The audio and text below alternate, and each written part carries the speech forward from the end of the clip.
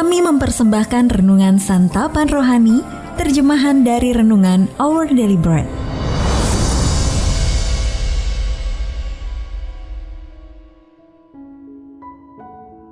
Untuk menerima notifikasi video baru kami, silakan tekan tombol subscribe dan tanda lonceng di bawah ini.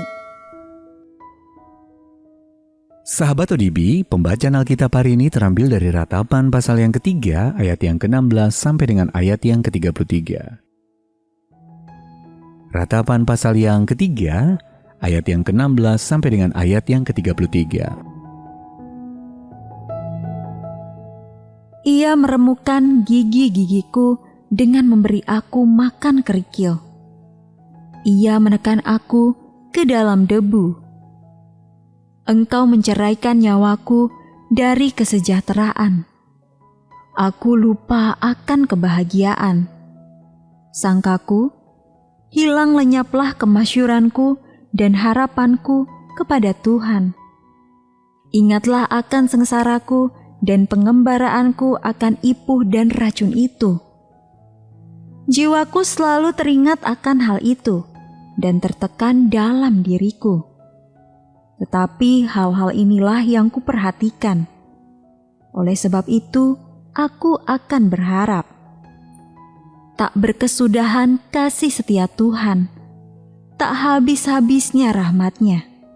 Selalu baru tiap pagi, besar kesetiaan-Mu.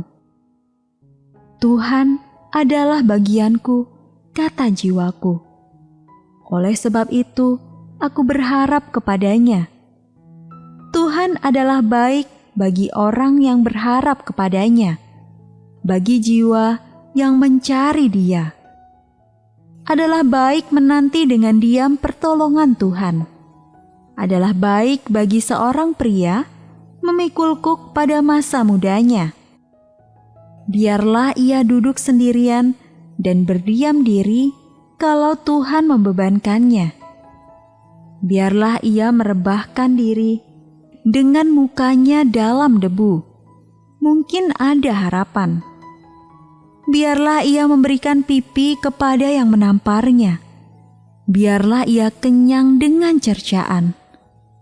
Karena tidak untuk selama-lamanya Tuhan mengucilkan. Karena walau ia mendatangkan susah, ia juga menyayangi menurut kebesaran kasih setianya. Karena tidak dengan rela hati ia menindas dan merisaukan anak-anak manusia. Ayat Mas renungan hari ini terambil dari Ratapan pasal yang ketiga, ayat yang ke-22 sampai dengan ayat yang ke-23. Tak berkesudahan kasih setia Tuhan, tak habis-habisnya rahmat-Nya. Selalu baru tiap pagi, besar kesetiaan-Mu. Renungan hari ini berjudul Kasih Karunia yang Mengalami Reboot, ditulis oleh Adam Holz. Selama beberapa dekade terakhir, sebuah kata baru muncul dalam kosakata perfilman, yakni reboot. Dalam dunia sinema, reboot berarti mengambil sebuah cerita lama untuk kemudian dibuat ulang dengan versi baru. Beberapa reboot menceritakan ulang sebuah kisah yang sudah dikenal luas, seperti kisah jagoan super atau dongeng. Reboot yang lain menggunakan cerita yang kurang dikenal dan mengisahkannya kembali dengan cara berbeda. Namun setiap reboot adalah upaya untuk memulai kembali. Dan itulah awal yang baru, seperti kesempatan untuk meniupkan napas hidup yang baru ke dalam sesuatu yang lama. Ada sebuah cerita yang melibatkan reboot, yakni kisah Injil. Di dalamnya Tuhan Yesus mengundang kita untuk menerima tawaran pengampunan-Nya dan juga hidup kekal yang berkelimpahan. Yohanes pasal yang ke-10 ayat yang ke-10. Dalam kitab Ratapan, Yeremia mengingatkan kita bahwa kasih Allah bagi kita menjadikan setiap hari seperti suatu reboot. Ratapan pasal yang ketiga 22-23 berkata, tak berkesudahan kasih setia Tuhan, tak habis-habisnya rahmat-Nya, selalu baru tiap pagi, besar kesetiaan-Mu. Kasih karunia Allah mengundang kita menyambut setiap hari sebagai kesempatan baru untuk mengalami kesetiaan-Nya.